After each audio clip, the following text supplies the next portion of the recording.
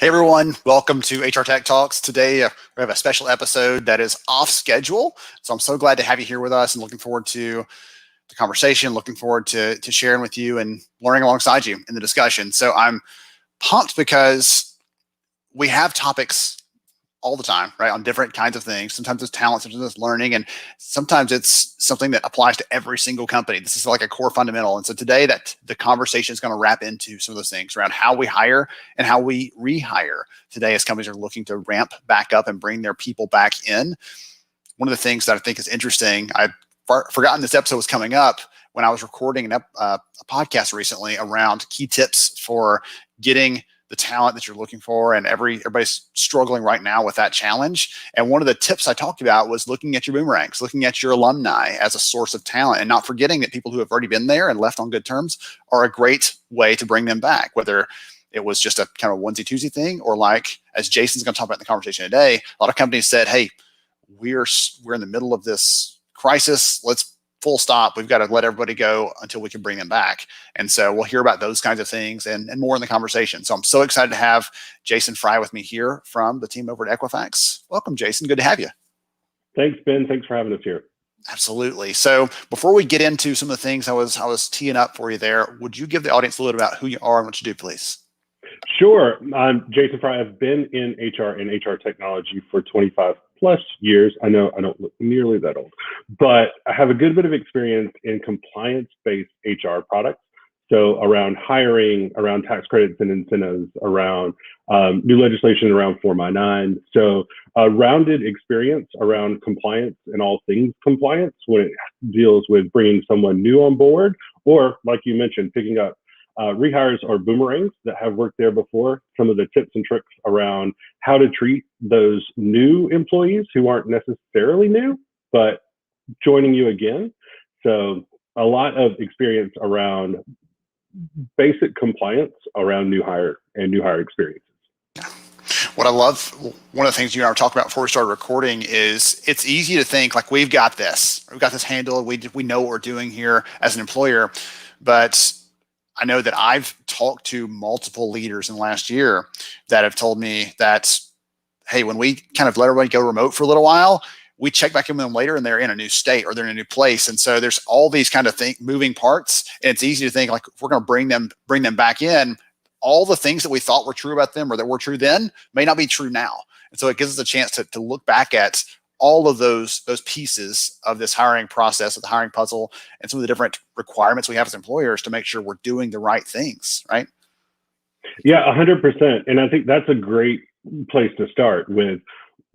All of a sudden, you had a ton of people working from home, but working from home doesn't necessarily mean working in the same city that you work in when you show up to an office every day, or even in the same state, which causes a lot of interesting situations for especially HR, because then all of a sudden you've got a new set of requirements for states that you may not have been doing business in before, but now you've got employees located in, and you've got to be the expert, not just in what you were the expert in yesterday, but what you need to be the expert in today. So it all of a sudden made HR not just, hey, I need to make sure that the employee experience for my first day of onboarding is great, but also I've got all these people that may now be living in a different place, and I've got to also make sure that we're doing everything that we're supposed to do to meet our regulatory requirements as an employer inside a state where I may not have any history in. I've just got a brand new set of employees in. And it's kind of the same thing with the boomerangs, because again, you don't know what happened when they left and came back. So there's a whole period of time between when they left your organization and today, when they're coming back into your organization, that a lot of things may have changed inside their life. But what didn't change was that they were a good employee, that they knew what they were doing, they're already trained, and they have experience. So there's true value in bringing them back, but there's a lot of things that you've got to think about when you're bringing rehires back on board. So let's start with one of the basics. So like I-9s, for example, everybody probably knows, if you've ever done one, that there's an option for rehires. I don't think I ever had a chance to actually use that in all the years I was in HR. I don't think, that we ever had that opportunity to do it, but now there's a chance to look at that with some fresh eyes and potentially, again, it's a little bit of a shortcut potentially if some things are true. So talk about that a little bit and how that fits into this picture. Yeah, so Form I-9 is what everybody knows it is. It is that document that the federal government uses to say, you know who this person is, so you know their identity. It is the person that's standing in front of you, and you know that they're eligible to work inside the US. So those are the two things that this document does for the federal government. And it's always the employer's responsibility to make sure that those two things are true, correct, and that they filled out the form correctly. I-9 is an interesting set of form fun because it's a few lines, and you would think, this form's a couple of pages. Maybe it's 3 pages if I print the instructions. There are 900 pages of instructions for that 3-page form. So there's a lot of background there, but I like what you said when it is a form that the federal government has tried to make friendly, especially for rehires, and they have. So not too terribly long ago, they put in a new section on Form I-9 in Section 3 of Form I-9, and it can be used in a couple different situations, but one of the main situations we see it used in is for rehires. So if you've got someone whose I-9 was completed within 3 years from their rehire date, then you can use that same I-9 without filling the whole thing out. The only thing you have to do is fill out Section 3, which makes it a lot easier to do because you don't have to relook their documentation, and you're just putting some basic information back in the form. The only chance you may have to relook at their documentation is if their work authorization had expired. So if their work authorization expired in that kind of gap period, then you do have to re-verify that they're eligible to work inside the US, but you've already established their identity. So it makes it a lot easier for Form I-9, and I'm going to tell a little bit on some of our clients, but we also have a product that does an audit of some paper I-9s that our clients bring into our system. Ask me what the biggest issue is we see with Section 3 completion for rehires. I'm kind of curious. I'm trying to guess what this might be, and I don't even know. It's including the rehire date. So the biggest problem with Section 3 that we have is putting the rehire date on Section 3. So that lets you know that even though it is an easy way to get it done, or an easier way than redoing the I-9, there's still some things you got to pay attention to. And that's really what we've seen with a lot of our clients. And honestly, a lot of our clients who are rehiring right now are using Section 3, but using another service that we provide called I-9 Anywhere, which allows a set of trained completers that we have in a network complete that Section 3 on the employer's behalf. So the employee can schedule a time to go in and get that Section 3 done, and then someone that's used to doing it all the time fills it out on the employer's behalf. So they kind of just make sure that all of the problems are taken care of and that it's done correctly for that employer on that employer's behalf. Another fun part of today and where we live today is that Homeland Security has issued some virtual guidance for I-9 completion, which means if someone's not in the office but still needs to complete that I-9, they can do it virtually. That also applies to Section 3. So you can do virtual Section 3s, but you have to know if that documentation needed to be reviewed for work authorization, you're still going to have to go back and do it in person at some point when those people either come back into the office or your office is open back up. So although they are kind and they give a lot of flexibility, there's always a price to pay on the back end. So even that flexibility comes with an additional bit of responsibility on the back end. That was one of the things I know early on last year. One of the biggest conversations, again, this is the world you live in, so you probably heard it even more than me as someone kind of as an outside observer. I kept getting pings from people who I used to work with and people who were just kind of curious about what's going on in the space because they wanted to know, like, how we're going to do this thing. And eventually they came up with the guidance, right, on how to do it virtually and it's okay to do this temporarily. But you're eventually going to have to, as you said, you're going to have to eventually come back around full circle and do those things that they expect of us as employers to make that right. And who knows if they're going to extend that out based on the current news and what's happening, right? We don't know those things. So everybody out there, listen to what Jason's saying, expect that deadline is not going to change. Plan for that. And if it does, wonderful. We'll take that extra cushion, but don't assume that it's going to. 100%. And we talk a lot about Form I-9, and I promise we'll talk about other things today, but we talk a lot about Form I-9, and we do it because it's important. It's the employer's responsibility, but it also comes with the possibility of fines and penalties if you don't do it right or do it correctly. So that's why it is vitally important for all organizations. One, because it is your responsibility to do. You should be a good corporate citizen, follow all the rules, take care of those regulations that are yours to take care of. But this one also comes with penalties if you don't do it right. So that's why it is incredibly important to have your head in the game, especially when you're talking about something like Form I-9. Now, I know we talked a little bit about state forms too. So yeah, outside of Form I-9, there are additional state forms that are required. Can be some local forms too, but it's an interesting thing for rehires too, because of one of the things that you mentioned before. They may not be in the same circumstance or the same place that they were when you first hired them. So if you're hiring a rehire and you've already shown them the necessary state forms, you're okay unless they are working in a different state. So if you've hired them in a different location, they're residing in a different state. So they may have moved to a different location and a resident of that state needs to see a notice, even from an employer out of state, or that form has either been introduced or changed in the gap period.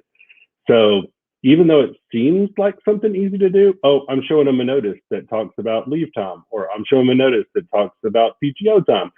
It can be complex based off of who they are, where they were, where they are now, and what forms may be in the system when you rehire them.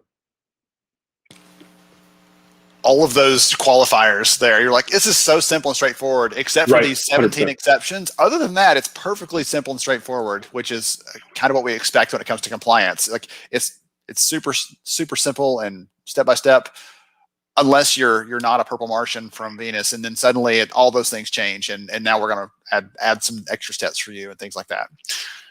100%. One of the things, it's real easy until it's not. Yeah. One of the things that's been top of mind for a lot of organizations in the last year have been tax credits. And I know like the employee retention tax credits taken like center stage, but there are other tax credits as we're thinking about bringing people back to work, especially if they've been unemployed for a period of time, or if they fit some other categories that could qualify them for the work opportunity tax credit, or WOTC. So will you talk about what that is for those that aren't in the know? Because I think like this is something that you eat, breathe, and sleep. Anybody brings it up, like, yes, let's talk about WOTC credits. But I talked to someone who's a business leader the other day. They had just hired 2 new people. And I was like, oh yeah, those people hadn't worked in over a year. They probably were eligible for the credit. What credit? I'm like, oh my goodness. Like, so there's some opportunity here to educate the audience, I think, on what that is and how that fits into this picture. Yeah, 100%. I am a tax geek, so I can talk tax credits with you until you stop breathing. So I am good to go. But since you did mention the employee retention tax credit, I do want to talk about it for just a second. Sure. So everybody kind of knows that it's really built for small businesses who were impacted by COVID, had to shut down either because of regulations where they were operating, or they were impacted financially pretty severely and needed some additional help. So it's really a great program because it allows you to take a portion of the wages paid to employees who you either keep working or pay to not work, but continue paying them. And you can take that not as an income tax credit, but as a payroll tax credit. And it's a refundable payroll tax credit. So you essentially get to keep the payroll taxes that you were going to hand over to the federal government for those employees who qualify you for the credit. So it is really a quick way to hold on to some cash in a world where especially a lot of small businesses want to hold on to as much cash as possible. I do want to mention it too in kind of reference to boomerangs, just because furloughed employees can also qualify you for the credit. So even if you're a larger employer, furloughed employees where you're still paying a part of their benefits, that payment for a part of their benefits can qualify for the credit.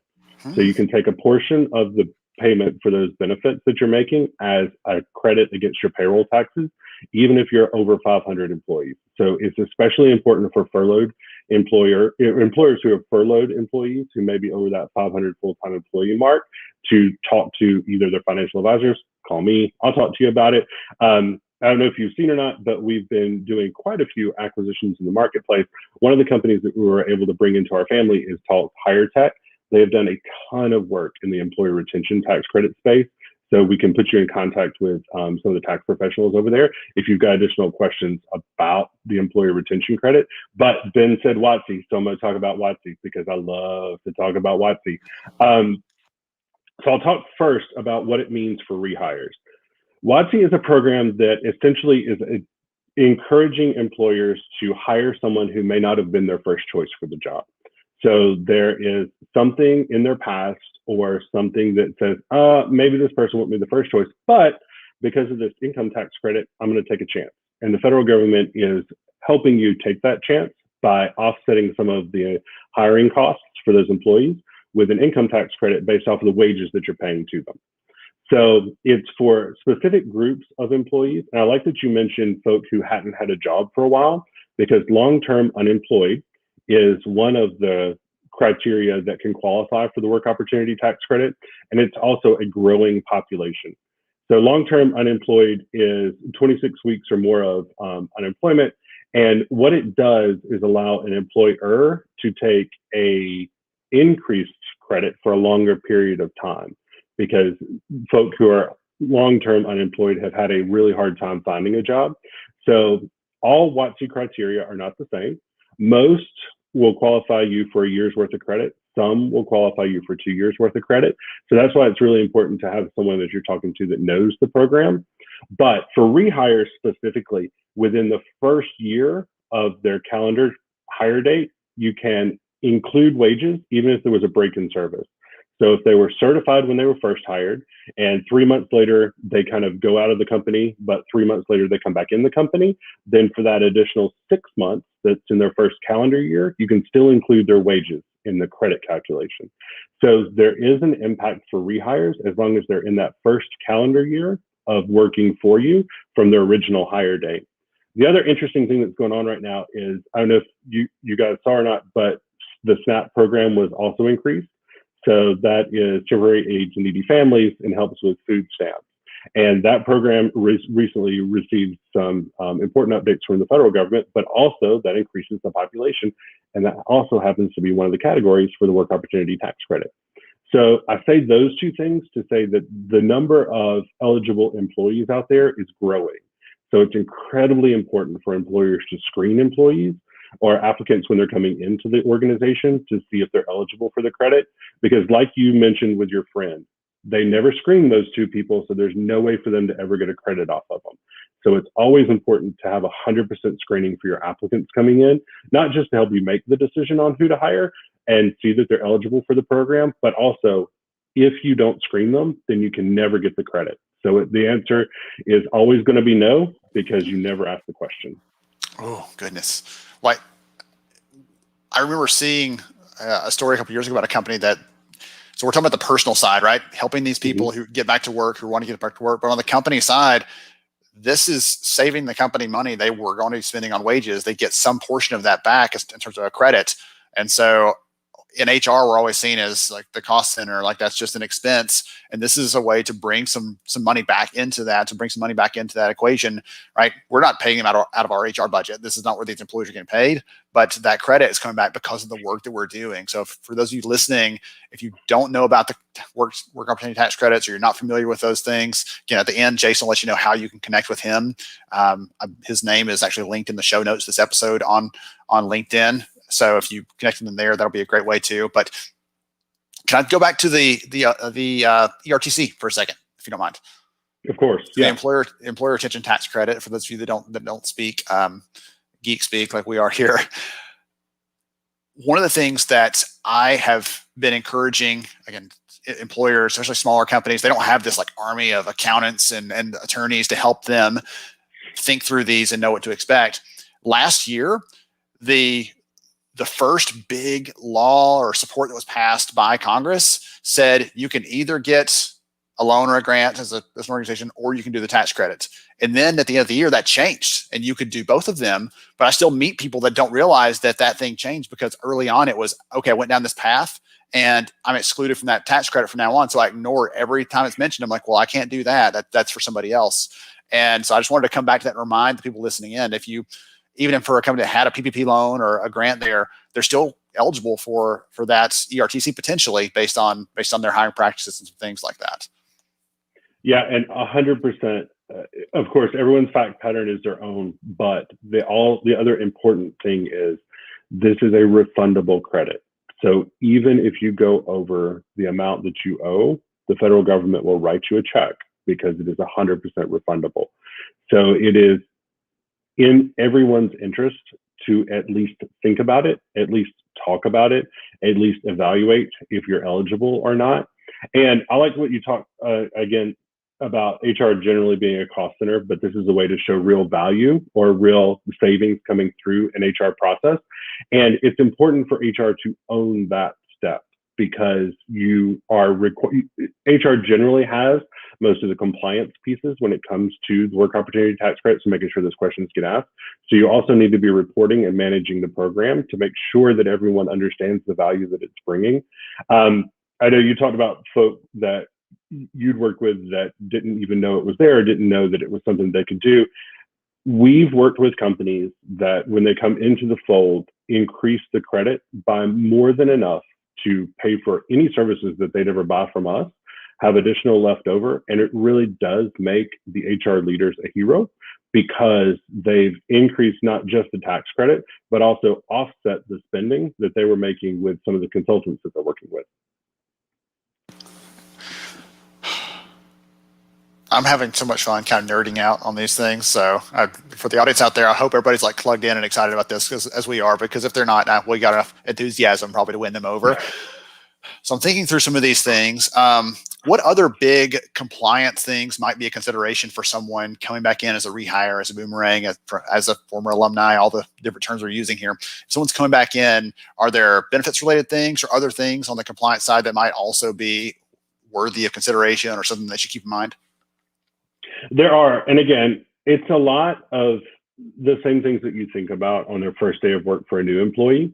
So direct deposit accounts may have changed. So we need to make sure that withholding, their statuses for withholding might have changed. So we need to make sure that we're reworking and making sure that we have the right information for each of those different employees as they come back in based off of their circumstance at the time.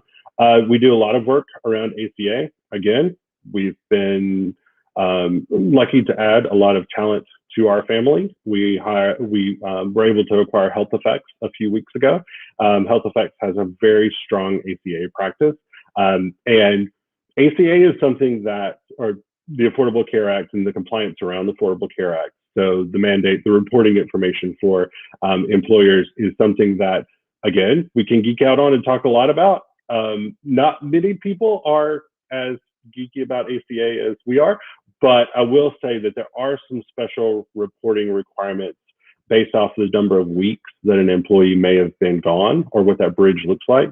So it will either reset their base period or extend out their base period.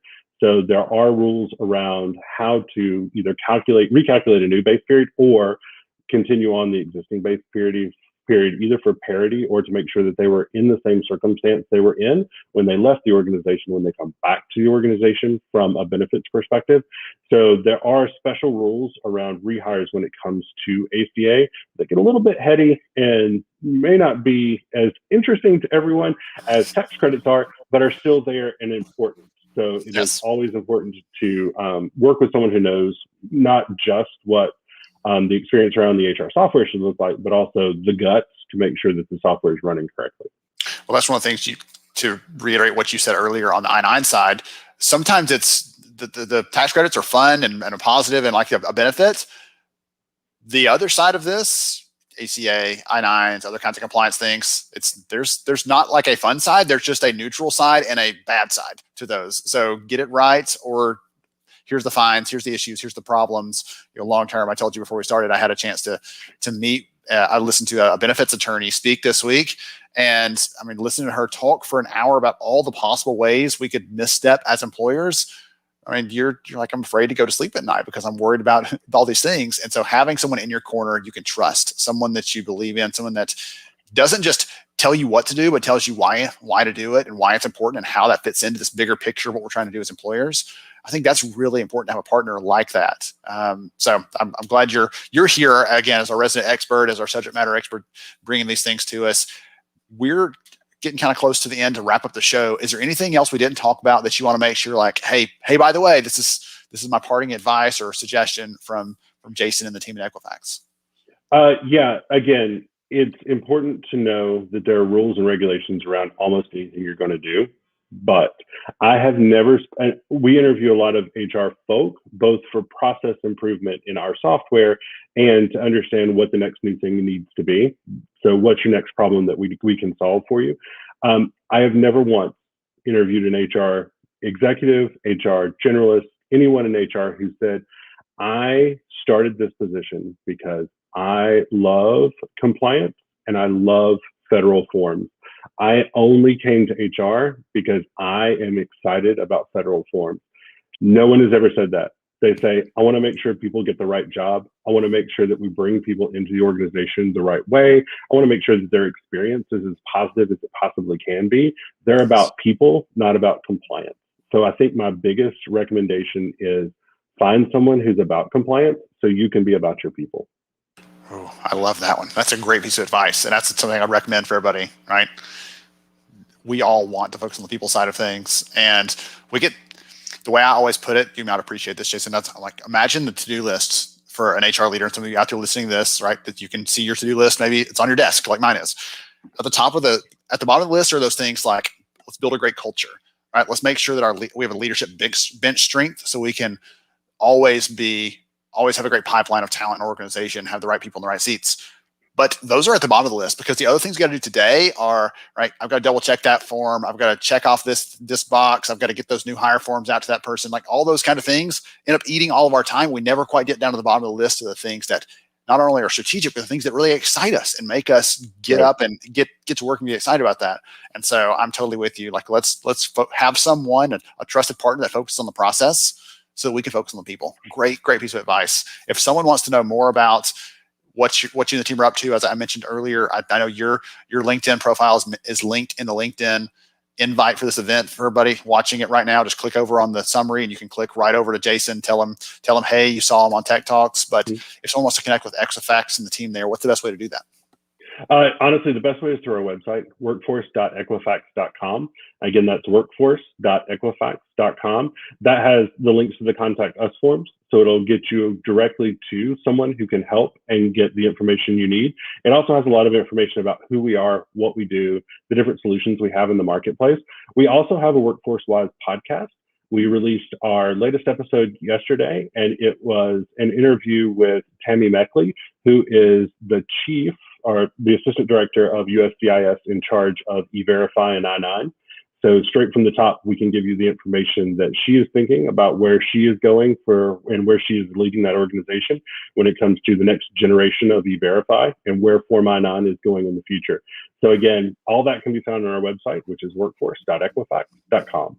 Awesome. Wonderful. Well, thank you again, Jason. I appreciate you for hanging out with us, for sharing your wisdom and your expertise and your passion too. It's so exciting to see someone else who's equally nerdy, but also you probably go a little deeper than I do, especially in the ACA stuff. So I kind of keep like arm's length from there. So thank you for hanging out with us. I really appreciate it. Thanks, Ben. Thank you for having me. Absolutely. To everybody else, thanks for sticking around with us, for joining us for the conversation. Ross, you had some great questions and comments over there on the YouTube channel. Thank you for joining in the conversation. We appreciate you for watching. To everybody else out there, find someone that can help you focus on the process so you can focus on the people. Great input from Jason there at the end. Thank you all for hanging out with us, for sticking around. We'll be here next week with another new episode of HR Tech Talks. As always, looking forward to talking to another company that's serving and innovating in the space and helping us to be better leaders inside the business. Thank you all. Have a great rest of your day.